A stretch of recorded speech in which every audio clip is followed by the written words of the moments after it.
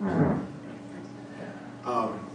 I'm Daniel Freed. I'm a professor in the Department of East Asian Studies at the University of Alberta. I manage the Chinese program, and of course we work a lot with the ECBEA and the bilingual program to ease the transition for students who have come through the bilingual program into university.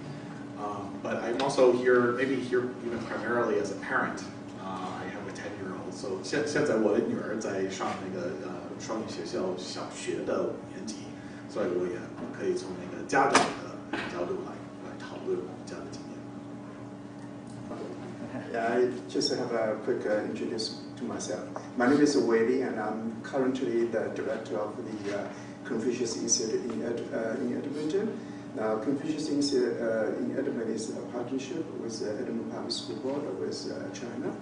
And actually, I'm also a parent, and my daughter through the Chinese bilingual program many years ago, and now she's in Vancouver. And also, I'm a teacher as well, so I teach in Edmonton Public School in the Chinese bilingual program for about 17 years, and then after that, so then I'm working at the Confucius Institute. So I working very closely and with the ECBA and also with the ULA, and also I working very closely with all the schools and in Edmonton Public Schools to provide the Chinese bilingual program and also the Chinese program as second language as well. And also I working very closely with the government and the different school districts and all the Calgary School Board and the schools and the companies. So, and we provide so many support, and with the support from China, we provide lots of activities and supports and to the Chinese program. And as Peter and John mentioned, they did a lot of work, and I truly believe that to be successful in the Chinese the program, I think you need a teamwork with the parents and teachers, administrators of the schools, and also all the communities. And I think that's very, very important. So I'm so glad to be here and to talk about one research we Edmonton Public School did, and thanks very much. We only have one microphone, so whoever has a question, please speak out loud. We won't reach.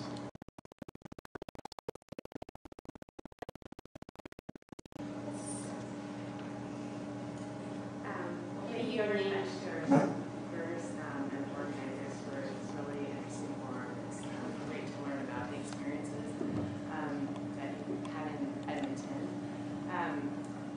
I myself am a second generation, was born in North America and went through, I think, the same rejection phase that some of the speakers spoke about. But my husband, not being Chinese, is actually quite fluent in Chinese. And later on, when I was in university, I decided to study Chinese on my own. Now we have 2 small children, and we have been able to get them to speak Chinese at home by speaking primarily Mandarin with them. And my parents do speak Mandarin, will speak with them in Mandarin as well. What I'm very curious about is how to maintain the level of interest in Mandarin so that as the kids get older and they are in increasingly in English-speaking environments.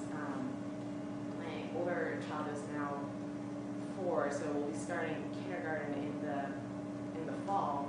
I think I have very modest goals for their bilingualism, and mainly I just want to, I hope that we can avoid the rejection phase that I went to, so that I went through, so that if they do decide that they want to achieve greater fluency in Mandarin as they grow older, that it will be an easier process for them. So what I'm very curious about in the Edmonton schools is what actually happens outside of the Mandarin portion of the classes. Like, do the kids speak Chinese to each other on the playground?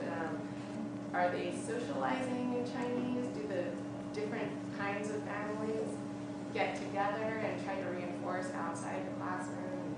How that works? So if you can speak about that, that would be great.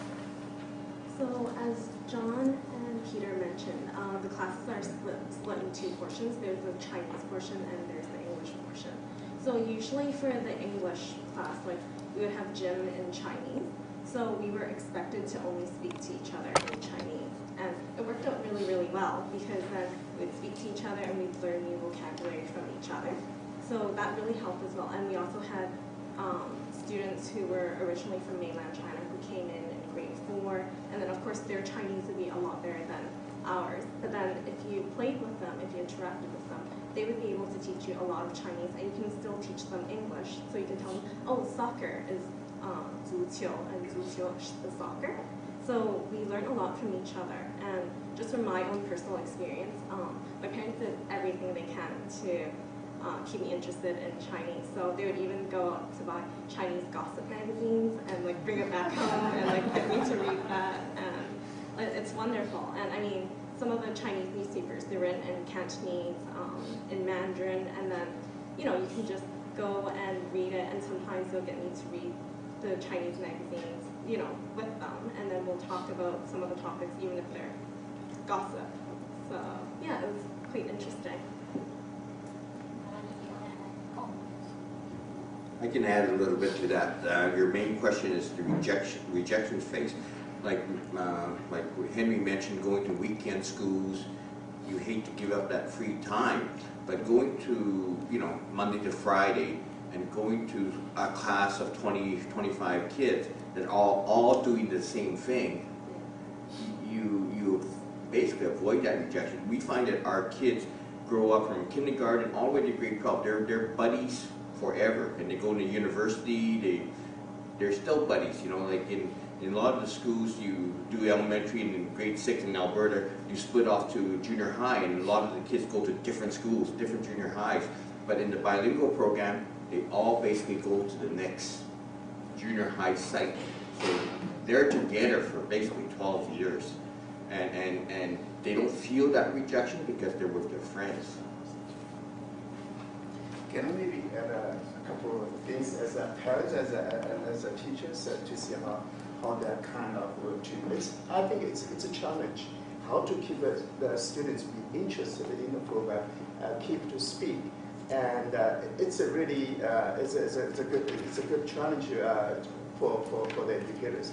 But as a teacher, the work I do now, how to keep them interested in the English-speaking environment, but there's lots of things we do. Like first, I think in the school program, I think the teachers the way to teach the teaching pedagogy, how to keep it, so make the teachings more meaningful to their life. But for the kids, sometimes it's very hard, right? When you're talking heritage measure, you talk about the future, 20 years, like how this language can be help you to career development.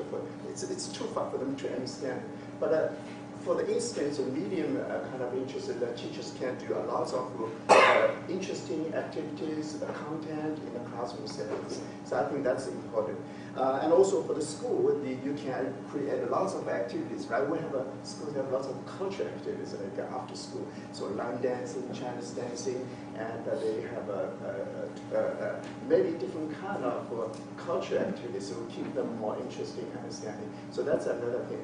And recently, for the last 10 years, as my job as working at the Confucius Institute, we do many things to support those kind of activities at the schools.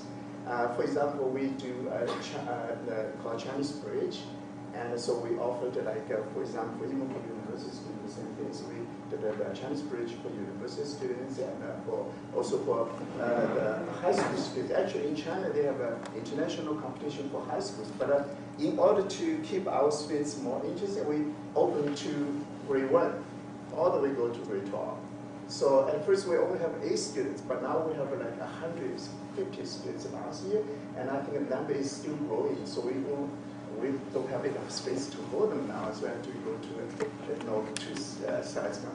So that's to keep the students more interested. And, we also have many things like for a summer camp. So we, as a Confucius Institute, we offer the summer camp, the Chinese. So in the summer, so the students we have lots of fun activity, so they can use the language as well.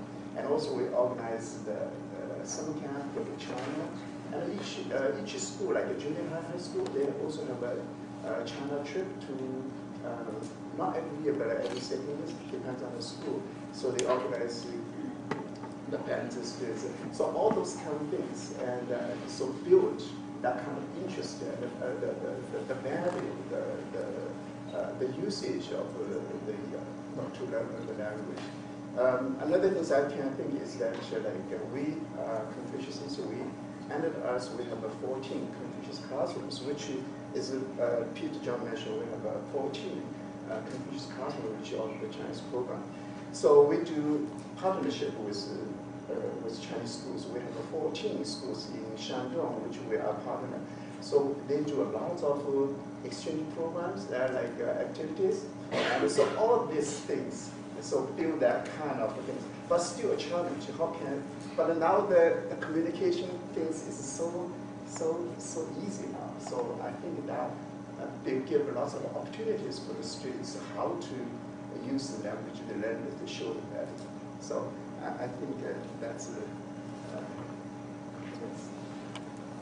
Yeah, to expand on what Dr. Lee was saying, as an association too, I mean, we give our volunteers, students, opportunities to use their language by having these events like Chinese New Year's. So most of or actually all the MCs for these events are students from our program, and they converse in Mandarin and English. So that gives them that opportunity. And then that special event we had with the orphans, where we partnered them up with Mandarin-speaking students. I mean, my daughter was part of that initiative, and she learned a lot of Mandarin that one summer, just conversing with the kids from Chengdu. So, I mean, you have to create those opportunities too for your children in order for them to use that language that they've been taught.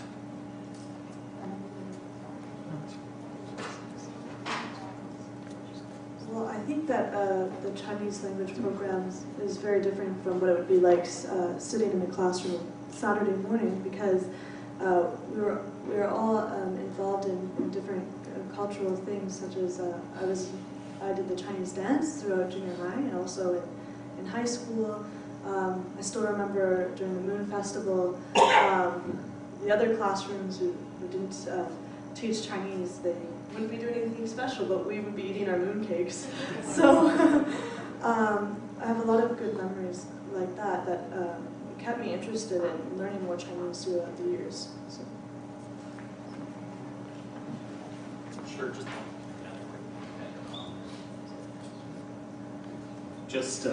I think all of this, the comments, point to the fact that you really need a bilingual environment rather than an English environment, which is one of the reasons why my wife and I were so eager to put our child in this program. We could put her in there and then not really worry about the fact that she's going to have a bilingual peer group. Not everything is going to rest on us. We're not as disciplined as it sounds like you and your husband are. Like every sentence at home is sort of half Chinese and half English. But even if we were that disciplined, all that we could guarantee our daughter speaking with just a home environment would be knowing how to say, it's your turn to wash the dishes, right? or can we have pizza tonight? So, in order to have a well-rounded, language capability, it was very comforting for us to know that we could, have her in the bilingual program. Thank you. Okay, here, maybe, yeah. That lady first, and yeah.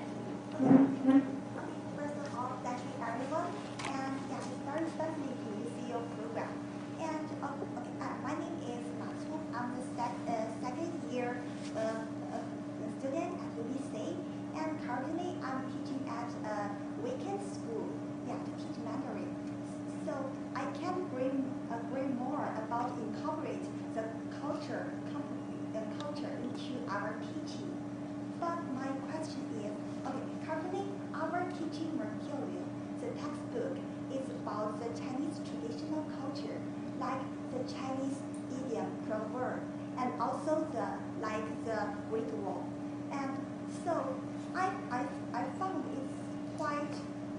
approach to keep up with students interested in this culture because they think it's far away from their life.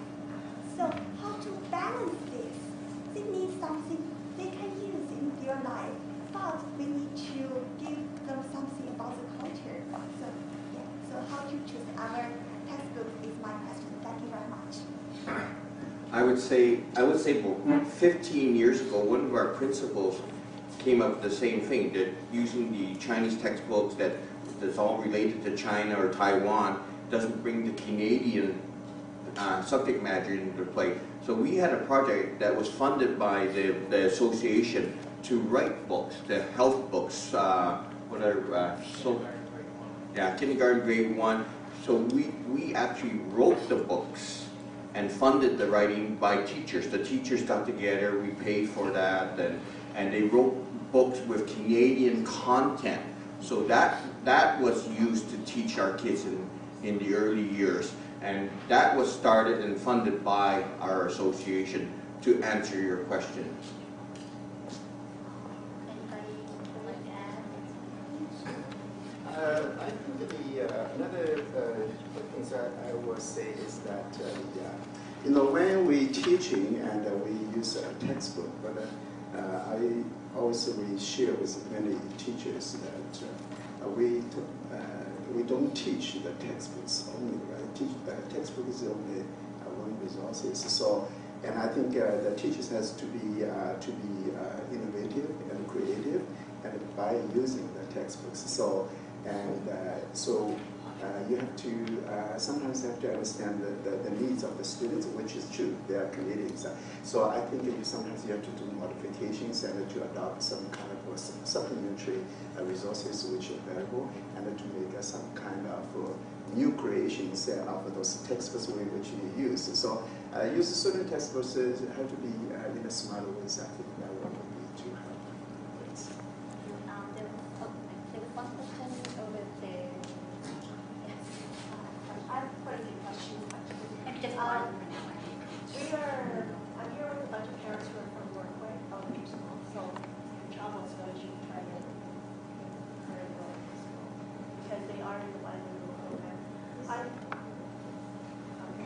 I wanted to ask about the dropout rate. There's a couple things I wanted to know. Is the dropout rate? What after elementary school? After elementary school, what is the dropout rate?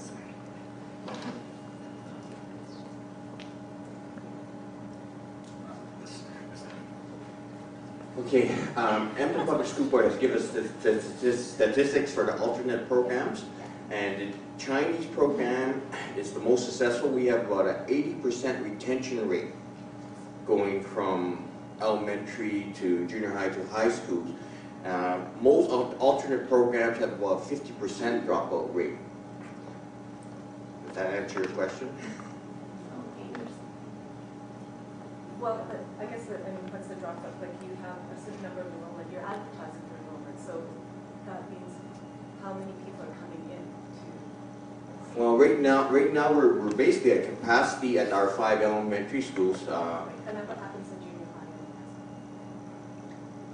high? One junior high school is right now basically at capacity and have to reject applicants. So. But when you get to junior high and high school, the kids are given more choices. They can join other sports academies. Because in Edmonton we have sports academy, hockey, soccer, etc. And they're academic. Especially in high school, we have a school, Old Strathcona, and they attract a lot of our students because they take the elite academics. But if you look at it by continue into the high school with the IB program. It's probably equivalent or more superior than Old Strathcona. But like what can we say? We still have the highest retention, but we are doing a promotion right now to inform parents in grade 6 and grade 9 about the choices that's available for their kids to continue in the program. That they have more opportunity to continue in the program. So we have to educate the parents, not educate the kids. We have to educate the parents that how the system works.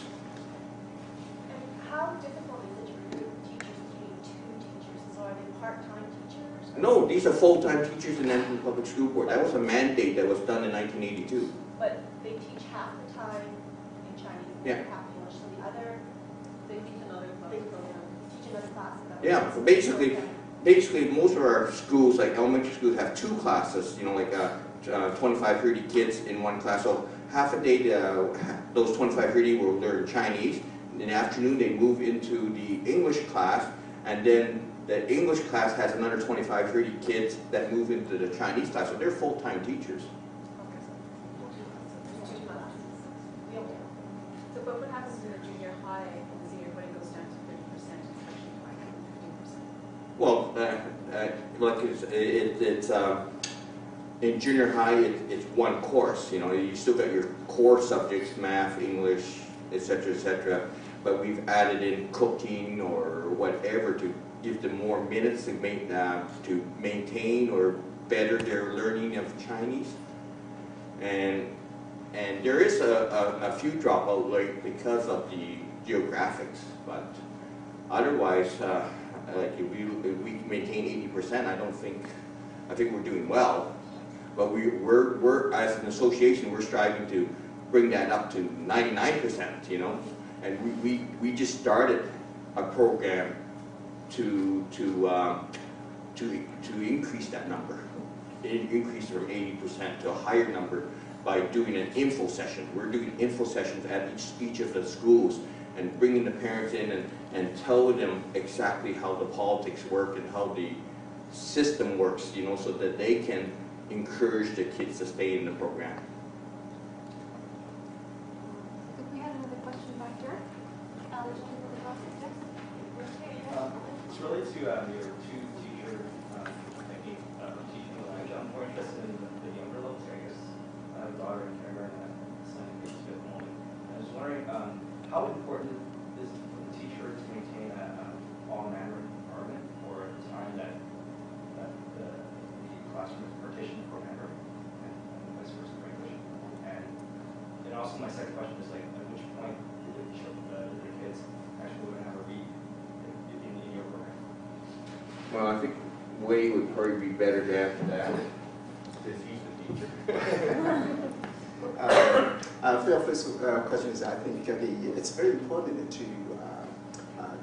for the teachers to teach as much as possible to use the target language to teach in the classroom.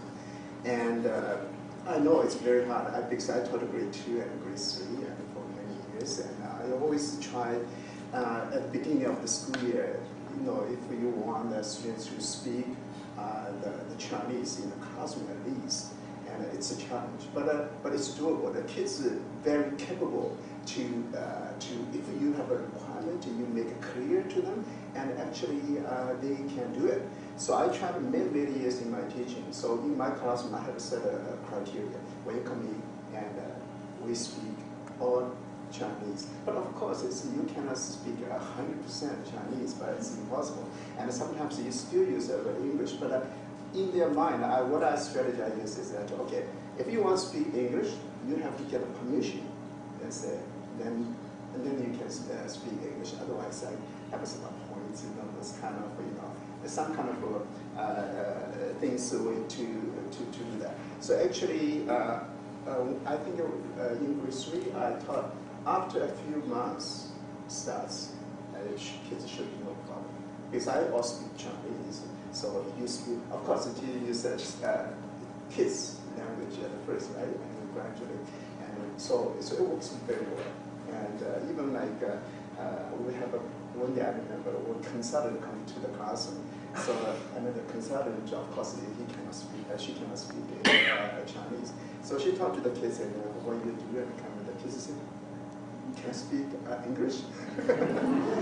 So what are we talking about? And then they should find out, that's become automatic kind of in their mind. So that's to answer your first question. So I think it's doable, but the teachers is very important to create the language environment so that the kids will do very well and they can do.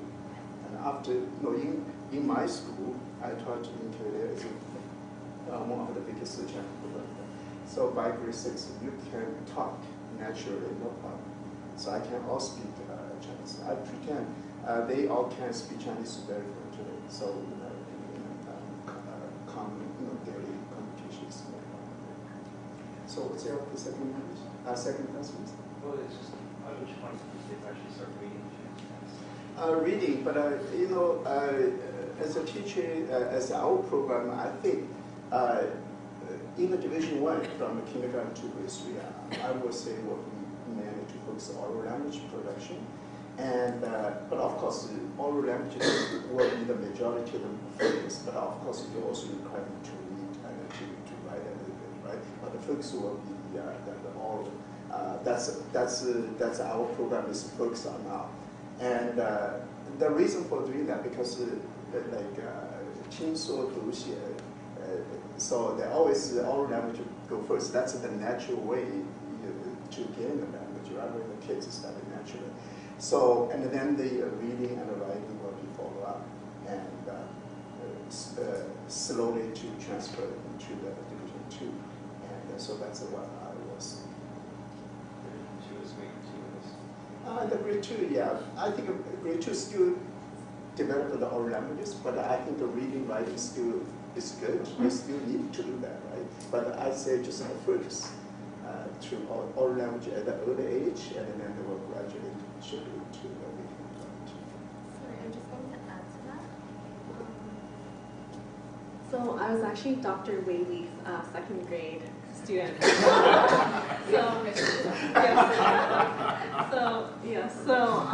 what he talked about giving permission, I think that's also very important. When you're teaching children, you need to give them boundaries as well. So that would be one way to also instill that in the classroom. And the permissions thing actually worked really well. So there are times where he would give us, I remember this because it was very interesting to me. So he would give us like 3 chances maybe like in the whole day to, use, maybe one word in English, and then once you use up your chances, that's it. You have to speak all Chinese. So it was very interesting and it was very helpful. I can add a little bit more to that. When I was president, there was some observation by some parents saying that phys ed is taught in Chinese, but the one teacher was conversing in English, because the kids start talking English, So I brought that up to the school board curriculum director, and it was reinforced to the teachers during the Chinese, like phys ed, for instance, must teach in the target language. So it comes all the way down from higher up to enforce that if you're taking Mandarin and that subject is Mandarin, it should be taught in Mandarin. And that's enforced at the very kindergarten level. Right? That's enforced right down to the earliest level. Yeah, it's enforced. It's school board policy. So we. Right? I'm going to cut you off. We're just a little bit running out of time here, so we would like to entertain just one last question. You've had your hand up for a bit. If I could ask just one person to respond to the question. And we will have opportunity over lunch to have more discussion as well. When we do go to the roundtables this afternoon, if you have like a burning topic, by all means suggest it at your table for your group discussion instead of the ones we've suggested. So, and the speakers will be around also after the event. So, sorry, one last question. Thank you. I'm from Confucius Institute of Curriculum, and I'm glad to meet you all here. My question is, during my teaching, I find Chinese characters is hard for the students, especially to the non-heritage speakers. So could you please tell me some ways to help my students over their challenges?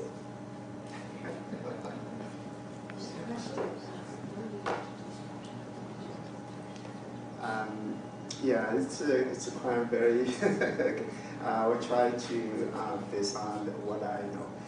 Yeah, teaching characters always is a challenge, right? So, but I think there's a basic. I think the things I understand is that when you're teaching characters, you don't teach individual characters.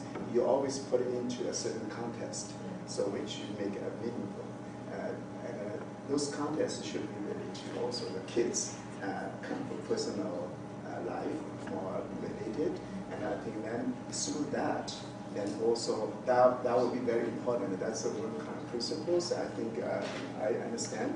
Also, the characters also maybe can also teach you. You can make the characters make use some sound or whatever kind of picturized stuff or some pictures are related. So in the concrete kind of subjects are related, so they have kind of imagination. So there's many that's another thing. So we can and also related like so the characters will relate to which families, characters, those kind of things. So I think that's really ways. We just did workshops for our teachers, and we invited Professor Dr. Liu from Portland University, Confucius University, and she's the director over there. So, and she wrote a book how to make the Chinese characters really easier. So she did a workshop. So, and so maybe you can maybe comment. I can send you information maybe later. So maybe you can put some information. Okay, thanks. Thank you, Dr. Lee. Thank you to all of our delegation here from Edmonton and locals. So we're ready for our 5-minute break. So it was 15 on the schedule, but we're using up our time for a good discussion instead, which is wonderful. So please take 5 minutes. We'll meet you back here at 11:30 for Dr. Lee's presentation. Thank you. There's washrooms over here to the side or on this wall and down the hall.